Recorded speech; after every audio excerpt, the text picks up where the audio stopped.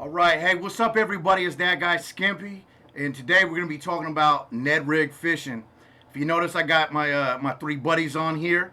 Um, these guys are probably the best Ned Rig fishermen that I've been with, that I've seen. I've personally seen them all catch just pigs on the Ned Rig. You know, I'll be on the back of the boat flipping a jig or a chatterbait or whatever, and then I look up and they have a pig on, and then I'm just like, what is this magic trick? And they're like, it's the Ned Rig. And so I'm trying to learn the Ned Rig, and the purpose of this video is I'm going to talk about the Ned Rig, and I'm going to ask them questions and everything, and we're going to try to we're gonna get down to the meat and potatoes, man, the nitty gritty of this Ned Rig. So first of all, man, let's do some introductions. Go ahead, Austin. All right. My name's Austin. Been fishing now for 2 years, dedicated to bass. My PB came off of a Ned Rig, so instantly, and that was like honestly early on in the fishing. So I stuck with it. That's what I knew caught big fish. A lot of people say small baits catch small fish, and I think that's a lie. Yeah.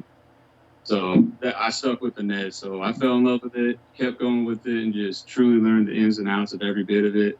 And obviously picked up everything else along the way too. You know, chatterbaits, jigs, swim baits, everything in between. So, but that's my story. All right. Hey, so go ahead and shoot out your social, man. You got social media and all that. Where can we find you? Snagging Docks. It's on Instagram. I don't really have a Facebook yet, but I mean, just my personal one. But Yeah. you can find me on Instagram, Snagging Docks. I post everything on there. I got informational stuff. I got fun stuff. I got funny stuff. It's a good page to follow. All right. Go ahead, Big Sal. Yeah, hey, I'm Mark, BigSal253. Been fishing in Washington for a while now. I always tell myself to pick 3 things in a year to fish with, you know, like whether it be a jerk bait or whatever. And Ned Rig was one that I really wanted to learn when I saw it. So I picked it up, started throwing it. I was almost a skeptic on it catching small fish, never big fish. Then all of a sudden I started hitting, 2, 3, 4 pounders. Like Austin got my PB on the Ned Rig. Really crazy story real quick is it was like dead summer, jet skis going around. I'm sitting on the boat, throw it. I see lily pads move, line goes down.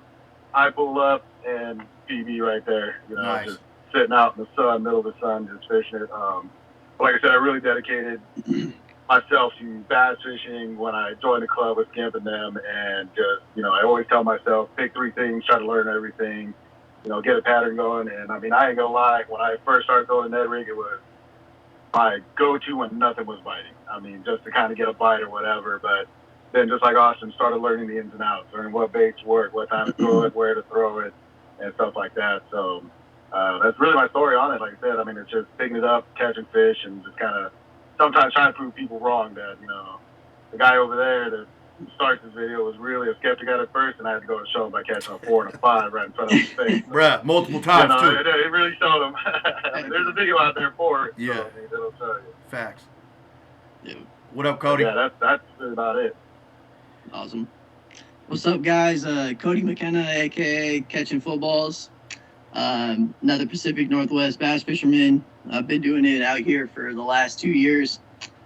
Really got into bass fishing out in Tennessee right before that. One of my buddies who I kind of learned bass fishing with was the one that put me on the Ned Rig. We actually were fishing rivers and creeks out there. Anytime we'd go out there, it was a guaranteed fish catch every time you throw the Ned Rig. And not only did we catch a lot, we always caught quality fish. So when I came out here, especially trying to learn new areas, the Ned Rig was something that I brought with me. And it's been something that I always have tied on. Every single time I'm going out, Ned Rig is something that I can count on to get a bite and get fish in the boat. And like these guys said, you could say that Ned Rigs catch small fish, but caught a 7-4 largie off of it last year, multiple 5-pound, 4-pound smallmouth. It's just one of those confidence baits that I can always count on to get bit. So excited to talk about it. All right. Well, I know this wasn't this is going to be a surprise question, but do you guys feel that the Ned Rig is like a crutch, or do you think it's so? For example, like if you're fishing and nothing's catching, I mean, do you just go straight for the Ned Rig, or do you go for the Ned Rig first all the time? I mean, like, does that make sense? Yeah, for me, it's a fallback bait. You know, it's something I have so much confidence in that I know that I could always just throw it. Right. You know, sometimes I feel like that's just it with baits in general. You know, the more confidence you have in the bait, the more likely you are going to get bit. You know how to work it. You know what you're doing. You feel confident throwing it, colors and everything else. So since I have that kind of confidence in the Ned, yeah, I feel like it's a pretty big crutch because I always have it with me. You know, like I say, I'm going to go throw big swim baits all day. So I bring the spinning rod, you know, Yep. with the Ned Rig on. It's just because I know I can throw it, at least catch some fish on it. Agreed. Yeah, I'll actually follow up on that. It's hard to say it's a crutch, but it really is. It's something that I always bring along just because I know that it'll produce a bite. It's not generally what I'll start with. I'll see if they're chewing on something, bigger, jigs, swim baits, like he said. But I mean, there's certain times too. Like if I know that they're under docks and I'm gonna be skipping docks all day, you can't really be skipping a Ned under some docks. That's one of my favorite things to do. So definitely something that I always rely on to get bit. So yeah, I'd say it's a crutch. So I feel oh, my fault. I was gonna say I feel like a Cinco is my crutch. Yep. Same thing. Like I always have one tied on, and if nothing's biting, man, I'm throwing a Cinco, and that's what it is. So I mean, that's why I wanted to ask: is the Ned Rig a bigger crutch than the Cinco to you guys? For me, no. Yes, because I don't like the Cinco as much as the Ned. Okay, fair enough. Same. What up with you, Big Sal? I mean, I saw going wacky rigs when I used to really start, crushing them and then throwing Texas rig. Love the net fishing all around. So, I mean, yeah, I'm in the same boat. I'll throw a net before I throw a Cinco. But, I mean, a lot of times I'll start just throwing like a craw on a Texas rig. That's what I like to go to. But I'm the same way. I'll try everything, and then if it doesn't, so, I mean, for me, it's almost, a crutch, But I also learned becoming like a situational fisherman. I mean, if I get out there and situations aren't right for anything else to throw, I mean, I'll start throwing it so I can get something out there. So. Right. All right. So the first real question I got, and we'll start off with Austin here. What is your rod and reel setup? All right. So I actually brought it out. Let's take a look. So I prefer something in the 7-foot, 7.2 range. So this has happened to be a Victory. It's a 7.1, so that works out. This is a medium light, fast action.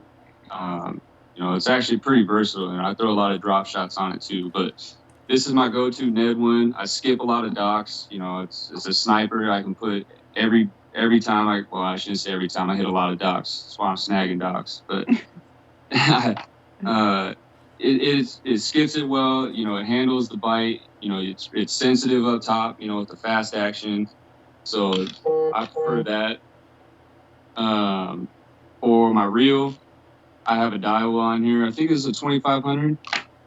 Yeah, it's the 2500 Eliminator. But I prefer the bigger reel, especially for skipping. I feel like the line just comes off a lot easier. And then obviously, fighting the bigger fish, I like a bigger reel. And the Daiwa Eliminator, specifically has a pretty big handle on it. With I guess you can call it a power knob, but it fights the fish well, and the drag setting on it is pretty awesome. So that's my go-to setup. All right. So I'm not sure if Big Sal's still on here, man. He frozen with that cool guy look on his face. Is it frozen? Can you guys hear me? No, I can hear you, but you're not pointing at yourself anymore. Oh, hold up. Looks like you're now. Go ahead, Cody. What's your rod and reel setup, Cody? Absolutely. I'll turn around. I brought mine too. See if I got enough room to show it. So just like Austin, I prefer a medium light when it comes to throwing Ned rigs, just because they're generally a lighter bait. It makes it a little bit easier to throw. I like anything from about 6'7" to 7 foot. generally just because I'm doing shorter casts and I'm trying to get it underneath docks and stuff like that. So right here, this is a 6.7. I started out kayak fishing, so I prefer the smaller rod. So that's always done really good. And then as far as reel, just like Austin said, I prefer 2500. I always do braid. I'm generally either throwing a 10-pound braid or 15-pound braid. And then what I do is I put a fluorocarbon leader on it. And that leader is generally 6 to 8 pounds, usually a little bit lighter. But yeah, this is a great combo for skipping up under docks and trying to feel that light sensitive bite. Yeah, that's one thing I forgot to touch on too is the line. So same thing. I run braid. The high vis line specifically with the Neds, because when you start skipping underneath these docks and you're letting that bait fall, a lot of times you want to just watch that line to see if you see it jump. Because the fish will just follow it down and kind of just slurp it up or hit it on the way down. And you won't even know it. So the high vis line for sure, and then like Cody said, the leader is a must. These smallmouth especially, or the visual hunters, they start seeing any kind of line on there, they're not going to come after it. So I run specifically a really long leader. I'll run anywhere from a 3 foot to 6 foot leader, depending on how clear this water is. And I'll go up to the 10 pound, but like Cody, I run a lighter leader, 6 to 8 typically. 10 if it's murky and I know I'm around rock and docks, I'm going to be snagging up a lot. So, fluorocarbon, correct? You're using okay. Yeah. And what brand fluorocarbon? I know you mentioned the braid, but what kind of fluorocarbon? What brand? So I use Seaguar. Yeah. And actually, I take it back. I use mono too for my leader. I use the Maxima, the Ultra something. Okay. I use the Maxima too. It's 10 pound or 8 pound on that. It just gives me, because the braid has so much, it's so solid, there's no stretch or give to it. Right. So floral is kind of the same way. It doesn't have too much give to it, but the mono gives you extra. And when you start running those 6 foot leaders, you can really lean on the fish and not worry about, breaking off or having any issues. So same with like a drop shot. Oh, my fault. I was just saying it's like the same kind of setup you would do for a drop shot. Yeah, exactly. Okay, we got Big Sal back on here. Little technical difficulties. We were talking about a rod and reel setup and line size and brand and all that good stuff. If you want to chime in on that. Yeah, well, I mean, a lot of guys do go the way Cody and Austin do. One thing about the way I fish is, I love the bass fish and everything like that. And I'd love to buy all that stuff and do all that stuff. Not saying that I'm poor or anything like that, but I go basic. Delno knows this. I love 7 foot medium rods. So I run a 7 foot medium rod. I run a Rox 30, so it's like a 3,000 or 300 size, whichever way. I'm not sure exact size it is, and 14-pound monofilament line. I've always used it. It's been strong for me. Using exposed hooks. I don't know, seen this in a case that it gets caught a lot, and that model really rips them out of there, and I can really watch it. I mean, I guess I've taught myself really how to do it. One of the reasons I really don't run braid to fluorocarbon is I don't trust myself in those knots. I know, everybody keeps saying practice them, do them, but I don't trust myself. I don't want to have like an 8-9 pounder on there and, it comes off because of my knot, so, like I said, I'm real basic when it comes to stuff like that. I mean, I've started to lean more towards having like a dedicated drop shot rod.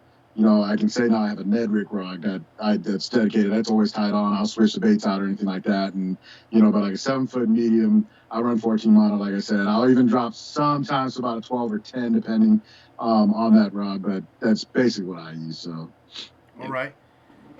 So the next question we're just going to say, and I know this is going to be kind of a broad question, but we're going to say, like, your technique. Like, how do you fish it? How do you fish the Ned Rig?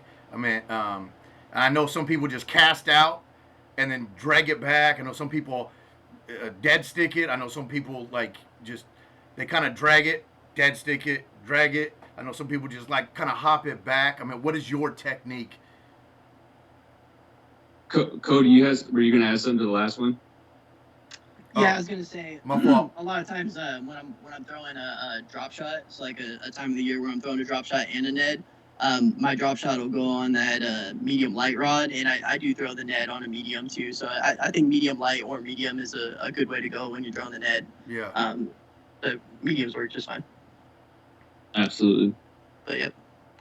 So yeah, technique. There's so many different ways you can fish the Ned. And that's one thing I spent a lot of time trying to figure out. Because like you said, a lot of people, throw it out or just drag it, or throw it out and just, sit there and hop it. I wanted to figure out ways because, like Matt Allen and Tim Little always say the last frontier of fishing or bass fishing is fishing for suspended fish. Well, I've caught big fish suspended with the Ned. You can fish it through the column, you can hop it, you can, skip it underneath docks and kind of swim it out fast, depending on the on there. You could hop it, you could, drag it underneath there. I've casted it over the top of logs and tree branches. Well, I guess not necessarily like out of the water, but tree branch hanging inside the water and, kind of just suspending it there and just letting it jiggle up and down. But that's sketchy because you risk breaking off doing that. Right.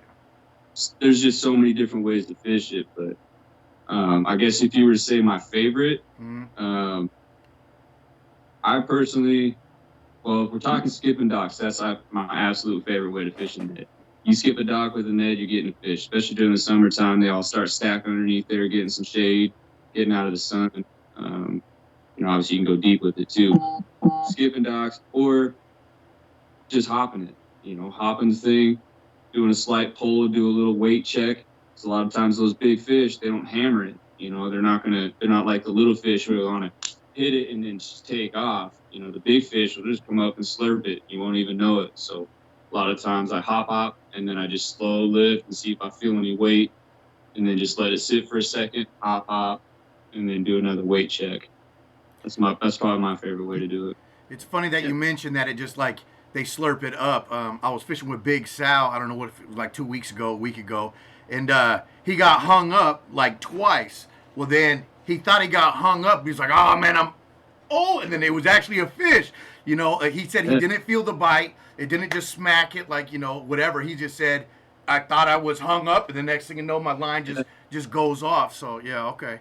I feel it, right when you were saying that, Big Sal, I was thinking that. So yeah, that's to follow up on Austin's. Like, I've also noticed with fishing a Ned rig, fishing for smallies and fishing for largemouth are almost totally different because I can go somewhere and if I'm fishing for smallies, I notice a lot of times I'll throw it out and like Austin says, I'll hop it and then I'll drag it just a little bit. Like he says, when you lift it, it's just dragging a little bit and you're feeling that way because like he said, the same thing. I've had multiple where I feel, I'll hop in, I'll feel like I'm stuck, and then I'm like, wait a minute, the line's moving, and really set the hook and get them. And some of them big smallies don't even smack it, but I've noticed with largemouth, you throw it out, and I'll wait and watch, almost like I'm fishing a Texas rig. I let it, start to fall. And a lot of times as that fall comes down, either your line jumps or you feel it as soon as it hits the ground, they'll come up and they'll smack it a little different. So I'm in the same way. I mean, there's so many different ways you can do it. So the hop and dead stick is what's really worked for me with smallies.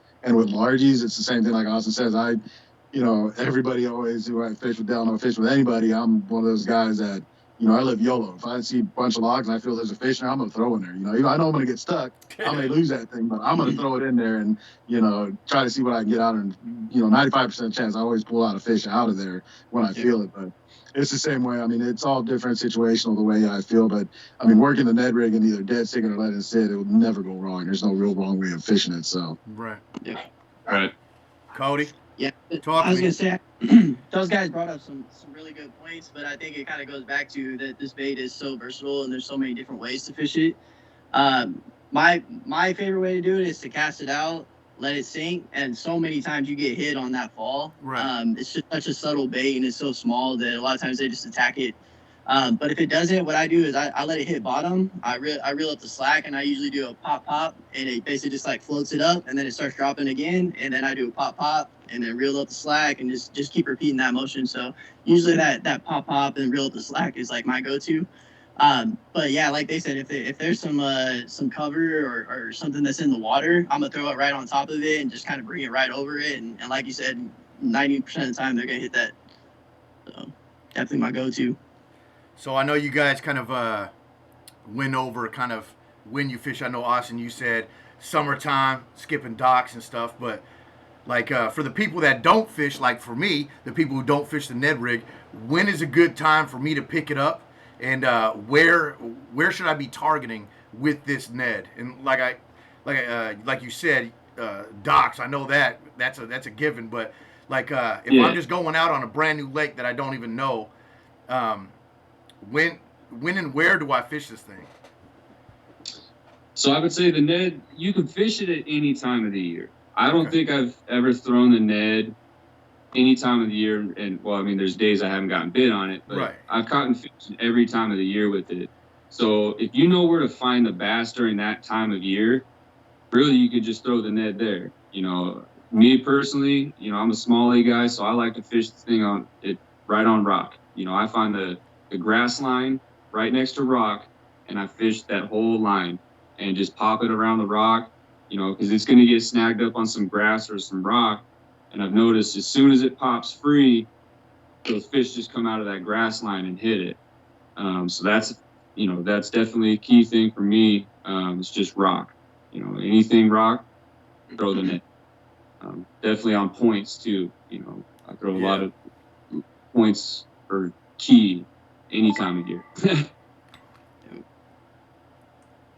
Yeah, I mean, for me, I'm throwing it, you know, everywhere. I mean, like Austin said, I mean, I'll really key on, you know, what time of year it is and stuff like that. If I know it's going to be a sunny day or anything like that, I'm going to look for shade, look for cover, anything like that. I mean, there's times where I've been out and not caught nothing. And I mean, I'll throw it shallow. If I feel it out there, I'll throw it deep. You know, I pretty much try to pick anywhere and anywhere. And like Austin said, I've thrown it all times of years and have caught, you know, multiple bass on it and multiple, you know, different kind of species of fish. And that's kind of fun too with it. It's catching different fish as well. And, you know, so you really can throw it anywhere. So, Yep. I think those are all good points. But yeah, kind of going back to it, it just depends on the time of year, like Austin said. I mean, it's one of my favorite things to throw in the winter just because it's such a subtle bait and so easy for them to eat. It helps a ton to have a fish finder, but if you mark fish and you drop a net on it, you're gonna get a bite. So it's a good way of me like figuring out, hey, is that perch, is that trout? I've caught every species on a Ned Rig. I can go to a river and catch carp and all sorts of stuff. So definitely looking for the time of year when I'm gonna throw it. Like he said, if it's summer, I'm skipping docks all day. I'm hitting every single dock, skipping back as far as I can, and just kind of working it under there. But yeah, like Austin and I, Sal too. I mean, we all go for smallmouth a lot. So if you can find rock, you're gonna find smallmouth in there. All right, so next question: are you going weedless or are you going open? I've got some pictures there. So for those watching, this is like your open. Has a little keeper there. And then the weedless is like that, where you would just kind of Texas rig it, and then obviously it's weedless. And I know you guys are probably going to say it's situational, and I understand that, but I'm saying, like, if you had a go-to, like, what is your go-to? What do you have the most confidence on, you know? Honestly, for me, I don't even throw the weedless one. Okay. Like, ever. Because I found if you're in, because I've thrown it through in lily pads. You know, I've taken the big, you know, the 3/8 heads or like the 1/4 ounce heads, and I'll find like the perfect hole right between the pads, and I'll drop a Ned in there. And if you point that rod tip directly at your bait, right where the line goes in the water, you can use the reel and pull it through, and it typically keeps that hook point up, and it won't turn and catch into the stems. So, and I've done it through grass, you know, ripping it through grass. As you pull that thing through, it's kind of like the chatterbait, you know, as soon as it pops free from the grass, those fish just want to eat it. You know, it's a reaction out of it. So me personally, I throw and my hookup ratio is significantly higher with the open hook. So I go open basically every time. Awesome. Big Sal? Yeah, I'm in the same boat as Austin. I mean, I recently just acquired some weedless. I'm in the same way. I mean, I want to throw it. I'm going to try it out, but I mean, I feel the hookup ratio on it probably is not going to be as good.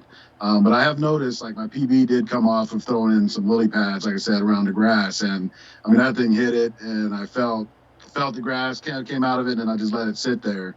But yeah, I'm going exposed hook almost all the time because I mean, the hookup ratio, you can't deny that. I mean, it gets them on the top of the mouth every time, or on the side, or you really, I haven't really lost any of the fish that I've caught with it. But like I said, I'm going to sit here and say I haven't used them yet. I will give them a try, see how it goes, but I'll probably stay with the exposed hook. Yeah, I completely agree with these guys. I throw an exposed hook 99% of the time.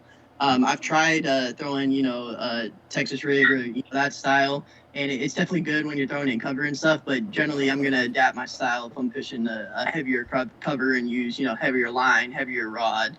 But the cool thing about the Ned Rig, that hookup ratio is it's almost 100%. If the fish bites you, you're gonna hook them right in the top of the mouth, and you're gonna get them in every single time. So I prefer the open exposed hook. So again, I know it's probably situational, but what size weights? There's so many different size weights. I know some people that want to go like super heavy, and then some people want to go like barely nothing. From my limited experience, man, I fish at 1/8. That's kind of the size, and I know it's not too light, not too heavy. That's me though. What's your guys'? Yeah. I personally go light. Well, what's light? Well, I'll show you a couple here. So I don't know if you guys can see them. Yeah. So one is the Z-Man HD, and then the other one is actually the Swagger Tungsten. 6 ounce or 16th ounce, and then a 32nd, I believe, is on the Z-Man. Okay.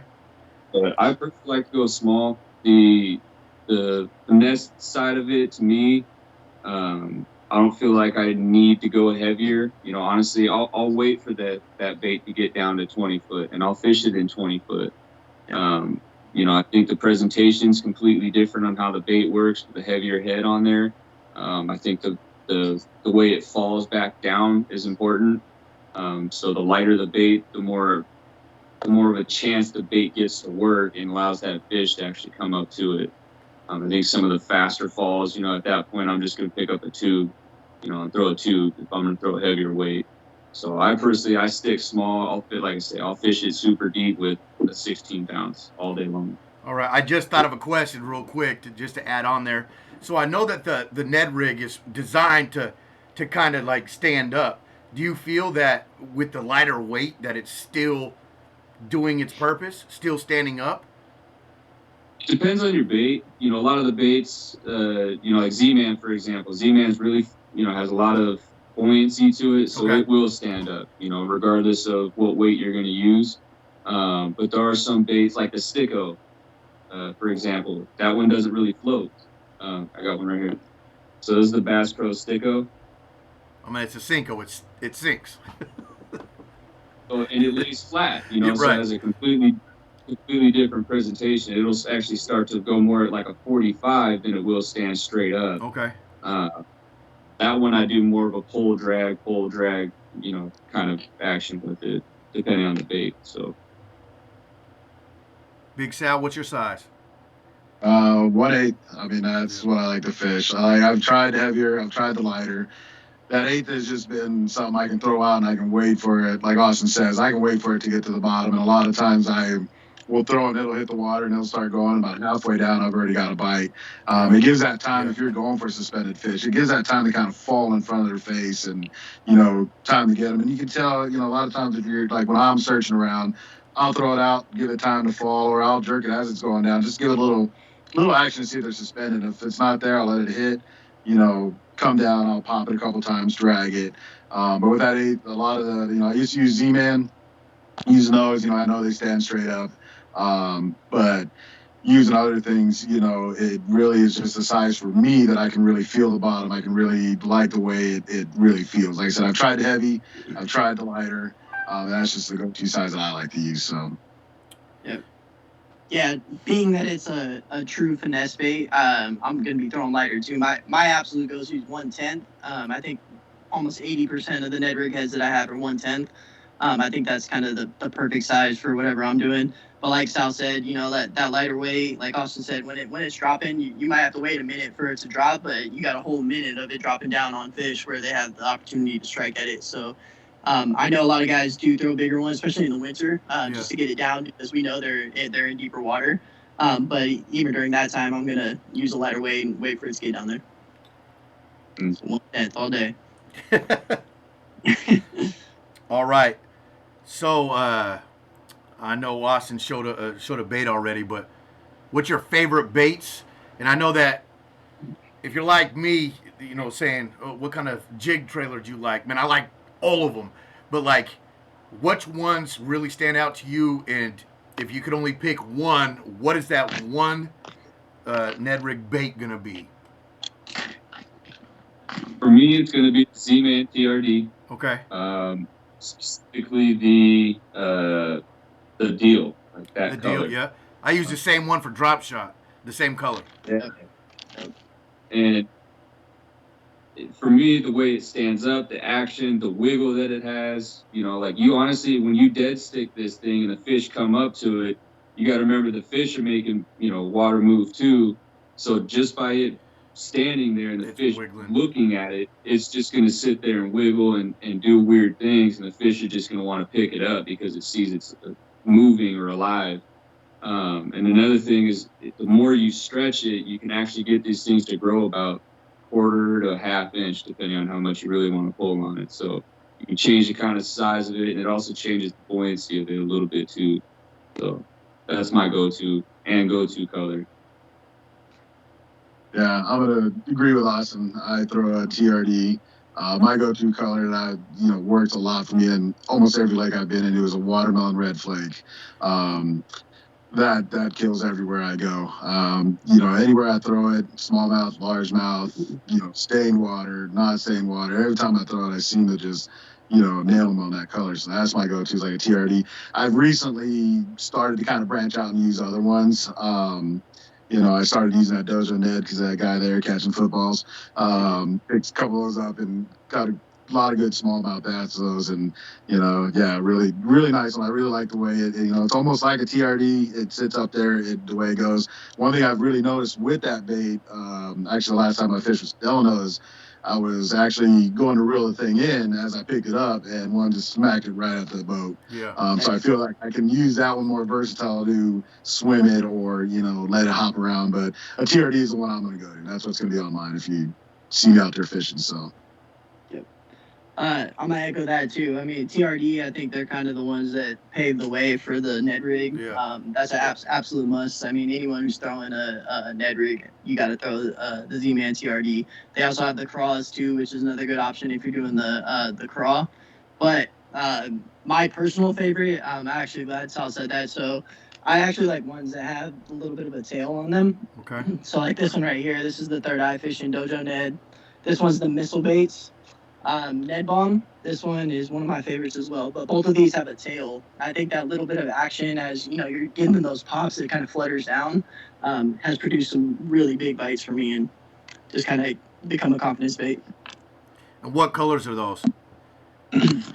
So this one's aquamarine. Okay. I've actually never seen this color by any company. Third Eye put this one out.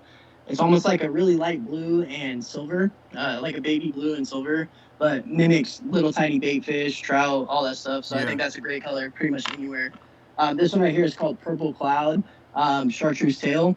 When I'm going for smallmouth, chartreuse, anything with chartreuse, it drives them absolutely nuts. And it tends to be bigger strikes. I feel like they just absolutely destroy the chartreuse. So I'm always dipping my tails in the spike it, man. The garlic chartreuse spike it, man.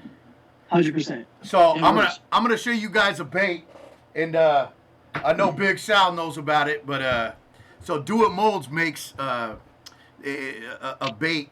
It's called the zipper goby, and it can be used for a drop shot. Man, you can Texas rig this thing, and me and Big Sal actually tested it a few times for Ned Rig, and I'm sorry I don't have I don't have any poured up right in front of me, but I'm gonna tell you right now that this thing rocks, man. So I'm gonna have to get some of these in your guys' hands so you can test it. Like I said, this thing just slays on a drop shot. But a Ned Rig, this thing is awesome. And then go ahead. What size is that? I think it's 4-inch. I don't have a tape measure right here on me. I don't think. But I believe it's 4-inch. Say again? Yeah, when using those, I'll cut them down. I don't like them too long, past 4. I'll cut them down. And the cool thing, to touch on what Cody said there, is I'll dip that thing. He made me a couple of green pumpkin or the watermelon, red flake, and I'll dip in some of that chartreuse. And I've caught some of the biggest smallmouths with that thing, and because it's got that little tail. But the one thing I think what's really cool with that one is with the ribs on it, I noticed it falls a little slower. Exactly. It'll fall a little slower and kind of more bubbles, and that kind of, whatever it does, just makes them react. So, I mean, it's a really good bait. So, yeah, so I revealed the secret. Sorry, Big Sal. It's going to happen. But, yeah, I just looked it up, man. It is 4 inches. I wasn't sure if it was 4.25, but, yeah, it's 4 inches. And then the other bait, just like I know you guys fish a TRD, and I know I've given all you guys some of these personally, but it's coming. Before you. Okay. I already know. let me show you this right here. So Skimpy was asking me, hey, what color you want? I said, let me get some PB&J. Yeah.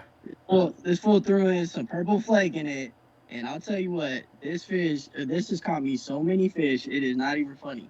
And that's not even just saying that. You guys check out my page, Catching Footballs. I got a couple 4-pounders last time I went out with Skimpy. Yeah. On his do-itmolds nets that were incredible. It was actually the first time that I fished with Cody, and then I said, Yep. I said, hey man, I'm trying to learn this Ned Rig stuff too, man. What's your color? And he said, oh man, the PB&J. And I said, okay, I got you. So we were on the lake and everything, and I said, oh yeah, man, here, I got it. And I handed him the pack. Cody, without exaggerating, was it 10 minutes after I gave you that pack? I mean, 5 minutes, 10 minutes?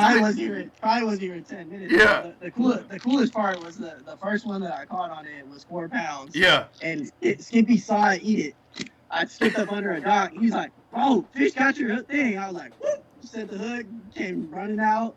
Oh, it was awesome. Yeah, so and I don't know what he was doing, but, he casted, skipped under this dock, and I see this bass come, grab it, and pull his line. I'm like, hey, bro.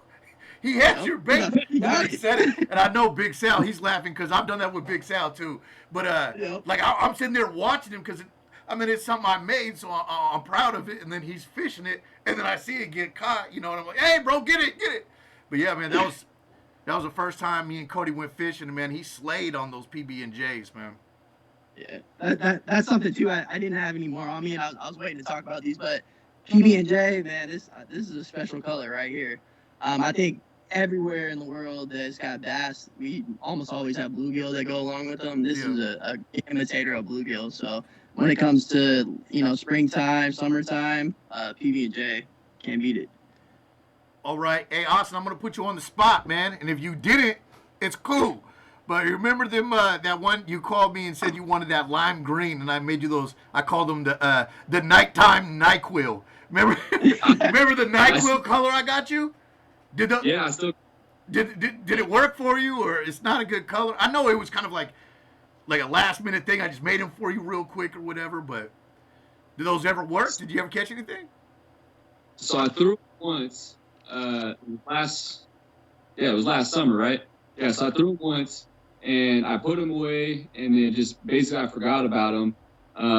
But I had a few follows because I was out on Lake Tapps, and like you see 30 foot in this water, and you can see, dude, this thing glows like kryptonite down there. It does too. Oh, that's so awesome. The kryptonite NyQuil, bro. Yeah. Honestly, those bright colors like that, those are really good. At nighttime, if you throw that stuff in the nighttime where it kind of stands out in the water, I really like those bright colors. Yeah, when it's no fish in the entire world has ever seen this color. No. So I guarantee something different. Yeah. And I know Big Sal. Big Sal's always the watermelon red flake. He'll come over. Big Sal lives what, a mile, 2 miles down the road. So he comes over and sees what I'm making in the shop every now and then, and he said, "Hey, I need some watermelon red." So actually, it's funny because he comes over so much, I make him make his own stuff now. He's learning it all, man. He wanted, what was it the other day? Freestyle jigs? And I made him, freestyle jigs and round weedless jigs. I said, bro. And he had to pour somebody else's jigs. Hey, we don't talk about Hey, shout out to Tim. Shout out to Tim. And that's another guy that I wanted on the on this chat, but he wasn't able to do it. I fished with him, and he's a big time Ned Rig guy too. He's a weedless guy, and it's awesome to hear that all three of you said open hook. But Tim is a weedless guy, but he has it. I believe it's through Z-Man, but it has like it's like your regular Ned, and then it has like a little wire. You know which one I'm talking about? Oh yeah, I got some of those right here. It's got the wire keepers versus going EWG style. Correct. Yes. So it almost looks like a jig, right? Like a weedless jig. Yeah. Are you talking about this? That one? Yes, sir. Just with a little weed guard? Yeah. So who makes that? Z-Man. This is a Z-Man. Okay, that exact one with the two little wires. And see, I do like these. I just feel like it's a lot more bites. Like, cause you definitely get bit on these, but when you go to set the hook, I just feel like I miss a lot of bites. So I prefer the exposed hook. Okay. Yeah, funny thing about that is I've thrown those exact ones as well, and I was missing fish like left and right. And when I started catching fish, I started noticing that the wires were bent all the way up, and that I was like, you know what? I cut those things off and just started going exposed hooks. So. Yep. Okay. Well, the last question is man, for a guy like me who doesn't fish the Ned, what are some tips? Austin, give me your magic tricks, man. What am I supposed to do to catch these bass, man? I would say with the Ned Rig, man, the biggest thing is patience. You have to have patience with it because it's not a bait that like it's not like a crankbait. You throw it out, you bomb it, and then you just burn it back in. You pick another cast, you burn it back in. So with the Ned, it's a small bait. You know, it's not a glide bait. It's not going to draw a fish out 20, 30, 40 feet, you know. So when you throw the Ned, you got to find specific spots. You know, I feel like you're going for smallmouth, you find rock piles. Right. You know, I mean, obviously, anywhere you would find a smallmouth during that season, just throw the Ned, but work it slow. You know, don't pop it and work it fast. Don't try to swim it like a swim bait. If you're gonna do that, throw a finesse swim bait. Right. You know, throw a 2.8 or 3.3 Kitech, something like that. You know, the Ned you can work off the bottom. So just work it slow, drag it. Like I said, do those weight checks. You know, if you're trying to catch a really big fish on a small bait, like I said, they're not going to hammer it. They're not going to, you know, sometimes they do. Yeah. I'll give them that. But they're just going to pick it up, you know. So that's the patience is what you're waiting for. Do the slow rod lift. It's going to create a little bit of, you know, like Big Sal was saying, it's going to move it a little bit, but that's also going to kick up some debris and dust around the bait. But if you start feeling that weight, like you suddenly got like a sock on the end of it, lean back. You know, let that thing have it. And if it goes to nothing, well, let it fall back down and then slowly work it again. Okay, I want to add to that. I want to ask you something. So, how do you set the hook? Okay, so I was with Big Sal. Don't make fun of me, Big Sal. So I'm with Big Sal, and I got a bite, and then I try to set the hook like it's a drop shot, and he said, "Bro, you got to set the hook," and I said, "Well, like what?" And he said, "Well, it's kind of its own thing." So. Yeah. Obviously, I don't have the touch. You know, I love loading down on jigs. I mean, I got that down. Drop shot, I got that down. But for some reason, this dang Ned Rig, how do you set the hook on this? So I got two different ways I set it. Okay. One, I like a jig. And like I said, the text message to you guys of the do-itmolds jig that I make, or the Ned heads that I make. So I run a huge hook. This is a 2-aught hook on it. Nice. So the last part, or the last like chamber, the mold, I can't fit a hook in there, but that's all right. So on this giant hook, I swing on it, and I'm typically throwing that on, the 10 pound at that point, the 10-pound leader. So I don't mind, giving even a slack line pop. If I feel the weight, I'll drop the rod tip and just pop it real quick. Sometimes you don't have to swing on it like a jig. If you already have the weight there and you're already loading up and you're already starting to lean back, then I just give an extra, oomph into it and try to get it that big hook in there. If I'm throwing more finesse style, something like that, or even if you go with the standard mushroom head with the Z-Mans, it's a light wire. These things are pretty stout for how small they are. I think this is a 1/0. I think that's what that is. Yeah, it's got to be. But the light wire ones, man, if you swing on them, you're going to start bending those hooks out and you're going to start losing fish a lot. Definitely. So with those ones, you just lean back and you keep it lean back. You never let the rod slack back out. You never give them slack ever. So you just keep that rod up, keep it pinned, and I just roll the rod tip into the water and then just keep them low because you don't want them jumping on those finesse ones. So, but with those ones, I kind of just lean back on them and just let them pin themselves. Okay. Big Sal, explain what you explained to me the other day on the boat.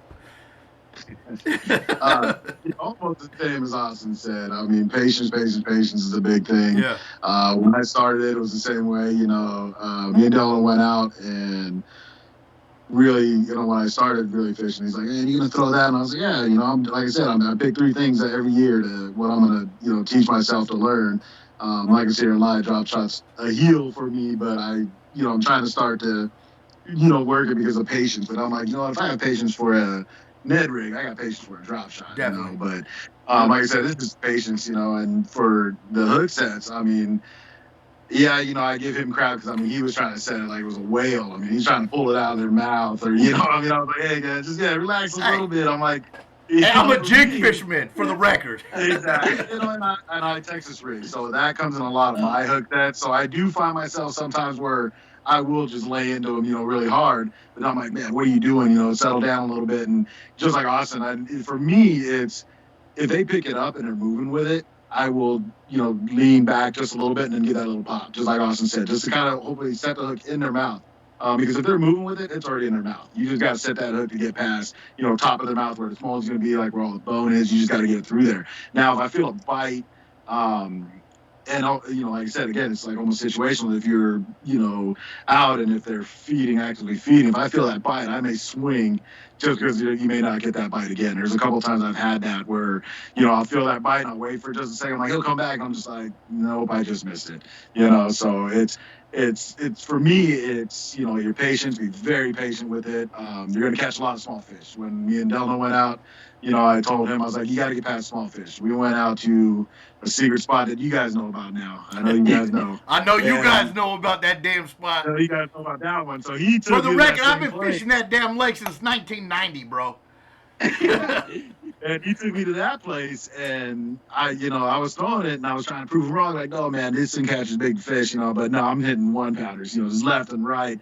And he was like, it was time to go, so we left. But then he's like, man, I want to go back. I'm like, you know what? I'm just bringing one pole, and that's my Ned Rig. And I go out there and, catch a 4-pounder. And I catch a 5-pounder, like, right down the way. And he's like, oh, man, that thing really works. I was like, yeah, you just got to have the patience, man. It's, get past those little fish that you're going to catch because you're going to get them. If they're actively hungry, I don't know how many, other small fish I've caught, but the big ones are there, and you'll get past them. But just be very patient with them. And like I said, hook set is really, you don't have to lay into them as hard. Just kind of lean back, almost like a drop shot, and just give a little pop. I like to do that with almost anything I do, jig or anything like that. If I feel them, they bite it, and I'll swing for the fences. But if I see they're moving it, I know they got it in their mouth, I'll just lean back a little bit, give it a little pop, and then it's really working the fish. That's what I love to do. I love feeling them, pulling and fight them, I hate to give Dylan a secret here, but he acts like he's on the MLF. He'll try to get them things in a, boat as fast as he can. I do. I do. So, but I'm going to argue with you. I'm going to argue with you real quick because you said sometimes you set it like a drop shot. So me personally with a drop shot, sometimes I just reel. I'm just reeling up, you know, or just lift up.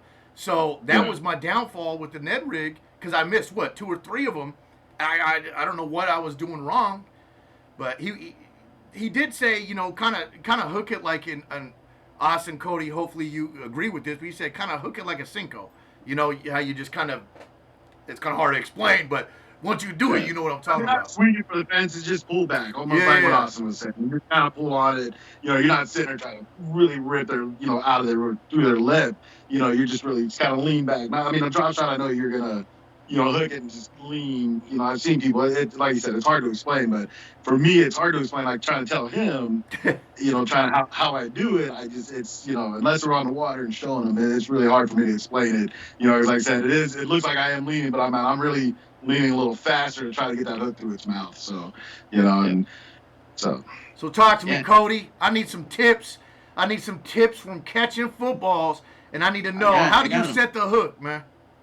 Okay, so one thing I want to talk about is when I'm fishing the Ned Rig, I always ensure that my line is tight. Okay. So when I'm doing those quick pops, I immediately reel up the slack, you know, stuff like that. So generally, you know, it's a very subtle bite with the Ned Rig. It's not like a big slam. Very often, or very rarely, does it happen where it's a big slam. So I think having that line tight where you feel that little dunk, and and that's all it feels like. It's just like a dunk. And so when that line's already tight, you just kind of just you don't swing for the fences like a jig or a Senko or anything like that. What I do is just, like you said, just a quick little pop, and then just keep it tight. Like Austin said, I think it's real important to keep that line tight because you don't have very much holding on to them. So if you give them any slack, if they do head shakes, they'll shake this off. So I think just making sure that you got your line tight and just play that fish, get them in the boat. Yes, sir. All right, Austin, I got to talk to you, man. So you're pouring your own. Yes, sir. What hooks are you using, man? These are the owners. Okay. I can tell you exactly which ones they are. I know exactly which ones you use, but so I use this. I have the same ones, but if I remember right, I have them in size 1 and size 2, so it's a little bit thinner. But have you tried any of the Victory hooks? I'm not trying to give them a plug.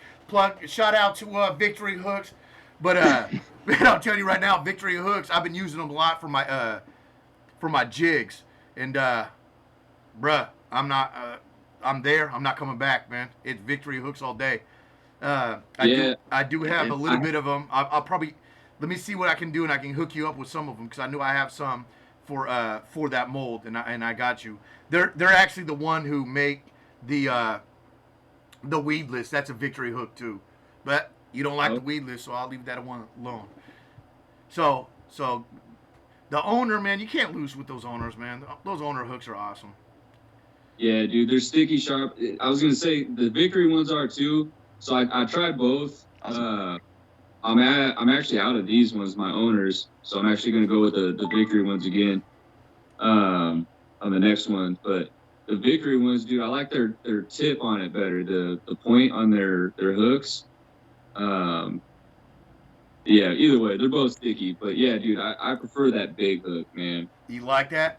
So it's funny because and I'm all out of questions, so now we're just kind of BSing.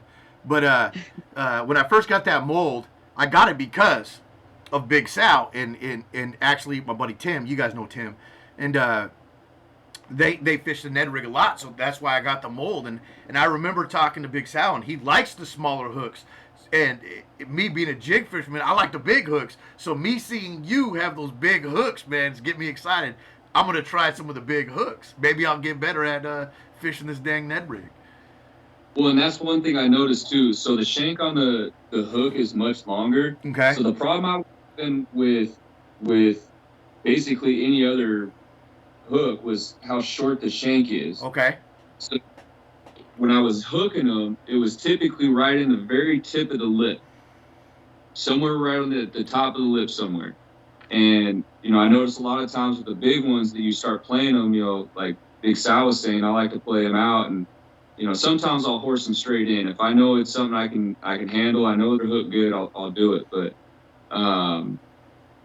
with those ones, when I was hooking them in the lip and they start playing too much and, you know, jumping and shaking, I was starting to rip holes. And then that's when I was starting to lose them. when I switched to the bigger one with the longer shank on it, I was getting that thing deep, you know, and that's what I was saying when I set the hook. I typically do it hard because you're back in the bone, you're back in the meat of that fish's mouth. Yeah. So, but I was getting hookup ratios like you wouldn't believe, man. Like my ratio just skyrocketed with those bigger hooks with that longer shank. And it's still the smaller size, the smaller weight. Yeah. Yeah, that's the 1/8 ounce. You can't go wrong with the 1/8 ounce. I'm just saying. And I don't even know too much about this Ned Rig. Yeah. And that's the other thing I don't do is I don't run the weed or the bait keepers. Because I super glue everything with the TRDs, any of that silicone type material. It hands down super glues the best. You know, you always got to keep some of this on hand when you're throwing nets. Look, everybody got the super glue. Always. And that's me with fishing football heads with the hula grub, man. Just a little dot of super glue, man. Yeah. Well, hey, I appreciate you guys on here. I'm all out of questions, man. You got anything to add? Cody, Big Sal? I mean, you got anything to add? I mean, we kind of went over everything. Yeah. We can go over maybe some different baits and why we switched to different, because for me, for example, I'll throw a Ned because it's so versatile, like we've talked about. I'll throw the Ned all day, but I'll throw it as different presentations. Okay. So, you know, like some people will switch over and start throwing swim baits. Some people will switch over and start throwing jigs. Well, with the Ned, you can do the same thing. You know, you can throw on a craw. They have a lot of different options out there, like the Z-Man. They have them. You know, like here's a savage here. That's a salamander. You know, so there's so many different baits, and I like to throw different ones in different scenarios. And I like to switch it up throughout the day. You know, like I can get them to bite on one thing, like say the TRD, and you know suddenly that bite's gone. I can't get them. I can't pay to have them bite. You know, and then I'll throw something like that with a little tail on it, or like the dojo with the tail, like the ones that Cody likes to throw. Suddenly I start getting bit because now I'm getting different actions out of it. You know, same thing. There's you could throw like a 2.8 Kitech. You rig one of those on a Ned rig. I mean, you could work it off the bottom. You could swim it. You could, you know, pop it around docks and rocks and wood, whatever you want to do with it, and pretend like it's just bait feeding off the bottom. You know, so I like to do that a lot too. So to add on that, I was fishing a local lake down the street from my house, and you guys probably know which one I'm talking about. But I was fishing with my buddy Tyler, and I was fishing footballs, and he was fishing swim baits. And we put the swim baits on the football and dragged it just like you were talking, but Ned Rig. And I'm going to tell you what, man, that's one that I'm going to keep in my arsenal because, man, it produced. And I know a lot of people do it. Like, I'll talk to people, and they're like, oh, what, you've never done that before? And I'm like, my bad. But, you know, that's a good point, doing it with the Ned. That seems like it's going to work. Yeah. I never thought of that. It was just a smaller swim bait because the swim baits we were using were, what, 4 inches or whatever. Right. Which is funny that you mentioned that because I actually just learned that technique. Cody, what was that? A few weeks ago? What, a football with a swim bait? Oh, Cody, you're on mute. Yeah, like a Kitech on one of the football heads or on bro, the Ned head. I'm telling you, that is money on a football head, bro. It is. Crazy. True slayer. Especially in the colder months. Oh, gosh, that's the go-to. It actually, that's when we fished it was like the colder months. Exactly. Yep. Hey, I'll bet that'll work year-round, too. Even during, I mean, bed season, it's like a little bait fish going in there trying to eat all their egg. Yep. Yeah. Oh, man. Exactly what I was thinking. Okay, so I got to give another do-itmolds plug. Okay. They deserve it. Hey, tell them about it, Cody. Cody fished it firsthand. Oh, gosh. Bro. I thought we were letting secrets out. Oh, my bad. Hey, so So just Scamp- received this mode. It's called the Quaking Shad. I think it is the Quaking. Yep. Man, it's a 425, and so the swim baits that I've used before, like the Kitex, are a little fatter. Okay. Well, if you look at this, it's a little skinnier. It's a little slimmer profile, and you know what? I don't know why everybody doesn't make them this way. There's so Nope. much more action with The it action being is skinny. absolutely nuts. Oh Dude, my gosh. we Cody and I were fishing it on the freestyle jig. I think what Yep. is it, quarter ounce Yep. football freestyle jig, and this thing was just bananas. And all over the place. Yeah. Yeah. so End of the day, you threw it on a chatterbait. I and did. it was- I did. I try to use it as a trailer. Probably won't be my go-to chatterbait trailer. I'm just gonna go out there and say it. But this on that freestyle jig was bananas. So I'm thinking, since this is kind of a slimmer profile, I'm probably gonna have to hook you up, Austin, with some of these. I know that you already hit me up and said, I need that color in my life. I need But anyways, I That think I'm gonna hurts. hook you up with this and see what you can do on the Ned. And so it's a 425, and that brings me up to a question. All the TRDs and everything are what, 275, 3-inch. What's too big for a Ned rig? What's too big? Because I know that some people started off using a Cinco and then just cutting a Cinco like in half or whatever. So what's too big for a Ned rig?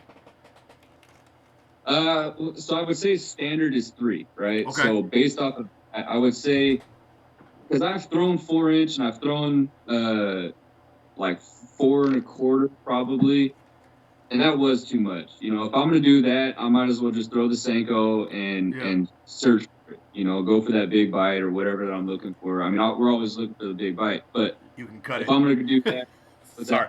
I say you can cut the swim bait just a little bit. Just a little bit. Make it a little bit smaller Well, if you want your 3 inches. Anyways, go ahead. My fault. I'd say I do that though. I'll take like a 3.3 Kitech, Uh-huh. you know, and I cut just the nose of it off.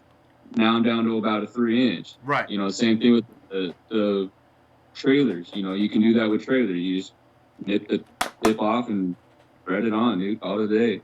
Yes, sir. I'm pretty cheap like you sometimes. You know, it's like I don't feel like buying more baits or whatever, so I'll just cut more tips off and start threading them on, or cut a And then- Senko and I'll take a Senko that I've already thrown on a wacky rig that's blown out, take it, boom, I got 2 Ned rigs, you know, like.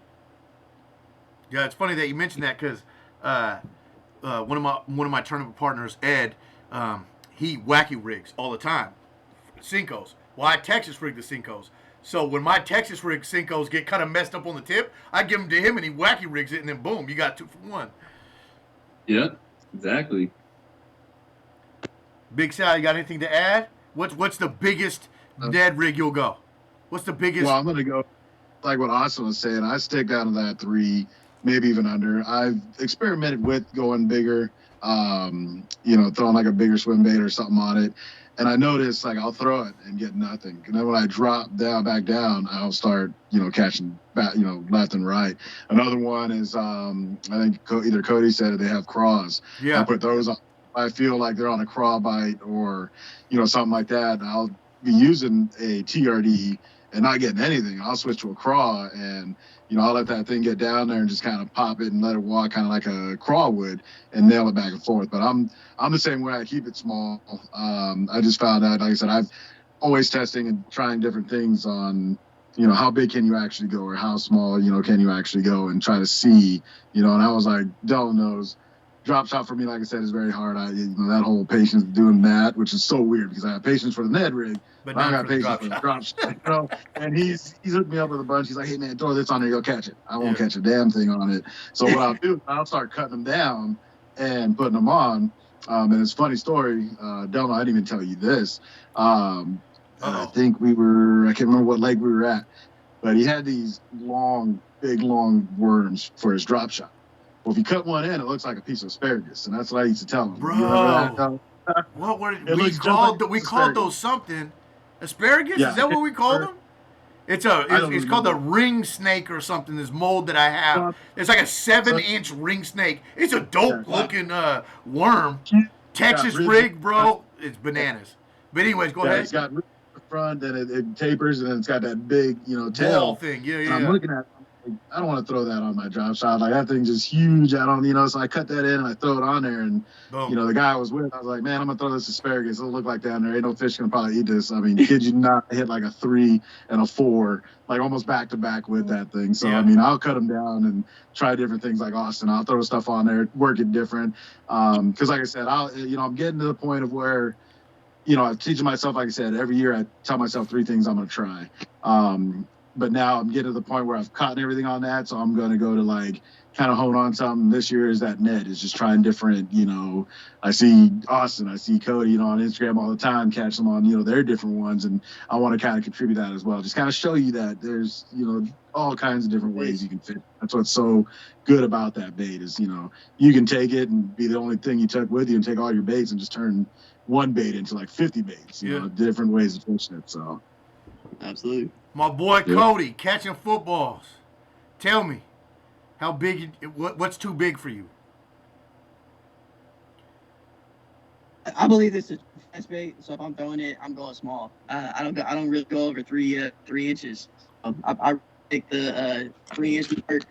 The biggest that I go are these little rage tail craws, which that's really I think these are like 3.75. Yeah. Okay. I know those exact.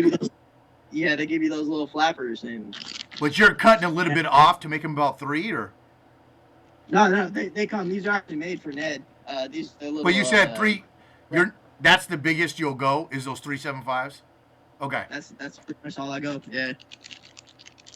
I've never thrown a Senko on it. I've never thrown any full size bait. If I'm gonna do that, I'm gonna switch to a jig or I'm gonna switch to a full size Senko. So those exact ones, man. I will Texas rig those and skip docks with them, and bro, those produce, man. Just a small little weight and skip under a dock, man. I don't know why I'm not good at Ned Rig, man. I'm like all these same baits that you guys are using, I'm using just a different style, but I'm not catching anything. I've caught like maybe 6 fish on a Ned Rig. Hey, next time we go out, we're gonna dedicate just a day to Neds. I'm with it. I'm with it. And we're gonna do an update to this video. You're an expert. You gotta teach us. Yeah. He takes one pole because I've had him go, and he's like, that's all we're gonna do. And I'll sit there and start catching him, and he'll look at me, give me that little skip eye. I did though, Big Sal. I did. I committed to that dang Ned Rig the whole day, and I missed what 2, 3 because I need to learn how to set the hook. That's what you gotta do. You gotta think about it and think about how you miss them. So, like I said, I won't mention how many I've caught on that day because he's. Come on, man. We're not talking about that, man. Okay. This dude, was it 4 or 5? I don't remember. Was it 4 or 5? I'm sitting here. I made him all the baits. I made him the weights. I made him the baits. Everything. Shit, I might as well hand him my fishing rod. I'm fishing the exact same. We're in the same spot and everything. And every time I look back, this dude has another one, and I'm like, what am I doing wrong, man? Yeah, it was embarrassing, man. It was the Big Sal show. We made a video. I made a video of it, and I posted it. And actually, I don't know if I posted it. I gave it to you, right? Or did I post it? Oh, I think you did post it. Okay, I posted it. But yeah, man, I'm not ashamed, man. I will post other people's videos. If I go out and other people put on a clinic, man, I will post it, even though I didn't catch fish. I don't care.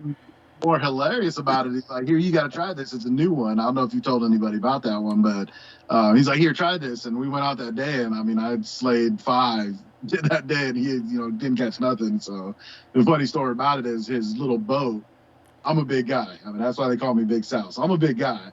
And I told him, man, if I can't run across the boat or anything like that, or I feel I'm going to fall out the boat, I don't want to be in it. So I didn't even want to go on this boat at all. And he's scared, bro. He's scared. So far, the 2 times I've been on this boat so far, I just clinics. Been slaying. Clinics. Yeah. So. Cody, you on mute. Back in business. Back in business. So, man, I haven't heard from you in a minute, Austin, man. Tell me something, man. Give me the juice, man. If I go out tomorrow, I'm fishing. I forgot what size, the smallest size or the size you said, because I said I'm an 8th and everybody got a different size, but I know you are the TRD, the deal. That's a sick color for the record, man. Yeah. That on a drop shot. I agree. The lake, I think y'all have a tournament on your next lake. Yep. Yeah. That drop shot color slays, bro. The Yep. Z-Man, I don't even know what they call it, but it has that little flat tail and everything. Bro, that's one of my go-to colors at that lake. And I know I'm not going to put the business in the street and let everybody know the lake I'm talking about, but it's y'all next tournament. Yes, sir. Yes, Good sir. deal. Finesse shed. Yep. Backs of those. I got the binder full. Yeah. You got. Speaking of the tournament, you guys ready? I know me and Cody talked about it, but I haven't talked to you, Austin. You ready for that tournament? Yeah, man. Yeah, it's funny because to me that's probably one of the hardest lakes on this side of the state. Come on, man. I mean, come on, man. That's a it lake. is. Or I'm not. I almost gave up. I almost gave it up, man. I grew up down the street. Matter of fact, right now I live less than a mile away from the paid boat launch. Yep. Oh, Dude, okay. that lake, largies, smallies, bananas. It's crazy. Hold on. It's loaded, but I'm gonna break real they're quick. on- Give me 1 second. no, that's the hardest lake. Okay, so I got invited to fit. Oh yeah. Hey, my boy Austin made me these, so I got invited to fish this lake with your club. Well, they're gonna talk. I get invited to fish this lake, and this is one of my home lakes down the street. Not only did I win first place, but I got big bass. And I'm gonna brag real quick because I was proud of that day. All 3 of my bass that day would have taken big bass. Serious. Like, everybody was like intimidated and scared of that lake, and I'm like, bro, this lake is stacked with pigs. There's huge footballs in that lake, man. So for me, that lake, you have to fish that lake different. Every time. And Every time you go out there, it's a different. If you fish it spring, it's different. You fish it summer, it's different. You fish it fall, it's different. well, I'm saying, so say you compare that lake to Are we I'll naming drop the lakes name right now? I'll drop the name on it. Compare that one to Taps, Okay. right? I'll go out and fish Taps completely different on the way that I would fish American on the same exact day. And they're like, what, 15 or they're what, 45 minutes from each other? Something like that, yeah. But you just said American for the record, but it's okay. Did I? It's all good. There's people gonna be watching this. They're gonna be like, "Where the hell's American Lake?" But then you're gonna get some local cats be like, "Oh man, they giving the juice. They giving the juice." Well, I'm telling them right now, when they caught them in, they're probably going to get skunked at least the first time. 100%. That lake is hard to figure tough, out. dude. Yep. So I've gone out there for days and just slayed and had nothing but, like, I took my son out there. My son's got his PB out of there at what, 388, I think. Yeah, I was there Yeah. for that. And then I got my PB out of there, you know, so like there is huge fish in there, but I've yet to find another one. Hey, big shout out to Austin, man. So I fished a couple tournaments and he was there, and man, right along with him, man, was his son, bro. Shout out to your son too. How old is he? And 10. So I'm at Potholes, which is like what, 3 hours away from here or whatever. And I look over and hardly anybody's catching them, and little man is rolling up. I'm not sure if it was a football jig or a finesse jig or what it was, but this cat is he was catching, I don't know how many he caught right in front of us around that little island. bro, that guy, he catches every time. Ask Cody. Every time we go out, dude, he outfishes That's just us a big every one. time. Hey, Yeah, it's not. I think I need to sponsor Every that kid, time. man. On the Ned. Yeah. Black and blue Ned. That's his go-to. That's his go-to, the black and blue black net. and blue Ned. Yep. I've seen him catch some monsters on it. We should have him on here. You should see how that kid fishes, dude. It's so. I obviously, when I take him out, I teach him what I know, right? You know, hop, drags, swimming it through the column. You know, all the different ways I know how to. I see this kid come his own ways on how to fish the Ned. So what he would do is he would pop it 2 times really hard, right? And then he would swim it about 6 reel handles, and then he would let it fall. So it would pop up off the ground twice, swim about, I don't know, 15, maybe 10, 15 feet, and then just fall back down. And then he would repeat that every single time. And he would have the patience. He would watch the line, let it go down until it goes slack, knows when to pop again. I'm like, man, this we kid's on need another to level. get him on here the next time. Heck yeah. The next interview or whatever we're calling this thing. Absolutely. So, anybody have anything else to add? Good. Oh, man. Based on everything. Say it again. I think we touched base almost on everything. Yeah. Yeah. I'm still interested on the hook set, man. I understand what you're saying, but I guess I just got to be there. And I know people are probably thinking, what the heck is wrong with that guy, man? It's a freaking hook set. But I missed like 3, and I don't know if I'm just overthinking it or underthinking it. So, but it's my... Well, a lot of times too, with the Ned Rig, like when you start feeling them hit it, when you can actually feel the bites happening. Yes. A lot of times you're feeling them pick it up and spit it back out. I mean, like a So jig. you might- almost like a jig.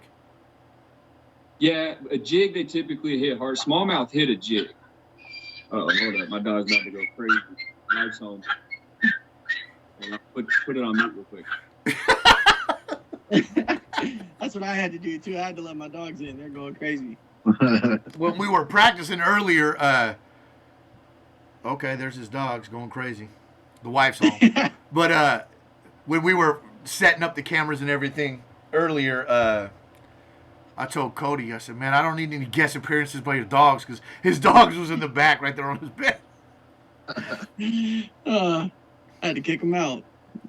Not because of me. Well, hey, guys. Hey, man, I super appreciate you guys. If you guys are willing, man, I'm down to do this again. We can talk about a different subject. You know, we could talk about flipping jigs, and then that way I can answer all the questions. Seriously, let's do it. Yeah. These are great videos to help people learn and Heck yeah. get out and fish. Heck yeah. So everybody that's watching, hit these guys up. If you have any questions for Ned Rigs, man, I'm telling you, all 3 of these guys, I fished with all 3 of them. I've seen them pull out huge bass, largemouth and smallmouth. You know, some people, and I think it was Cody who mentioned it, who said, you know, small baits only catch small fish. You know how many, I think one of my PBs, because I actually didn't have a scale on me that day, but it was huge with Big Sal. And it was on this tiny little drop shot. And that was a tiny little bait, and it was huge. So it's awesome to hear that, you know, this little 3-inch Ned Rig or 2.75 Ned Rig can catch such huge fish. And I've seen all 3 of these guys catch huge fish on a small bait. So anyways, man, I appreciate you guys, man. Seriously, man. I appreciate you guys doing the video, taking the time out. I mean, we've been on here for like an hour and a half, man, and it just seems like it was like 10 minutes. Anyways, man, big shout out to Do-It-Molds. Big shout out to CS Coatings. Big shout out to Victory Hooks. Big shout out to Snagging Docks. Big shout out to BigSal253 and my boy catching footballs. All right, that guy Skimpy. Please subscribe. Peace. Later, guys. Well, we can stay on. I'm done recording.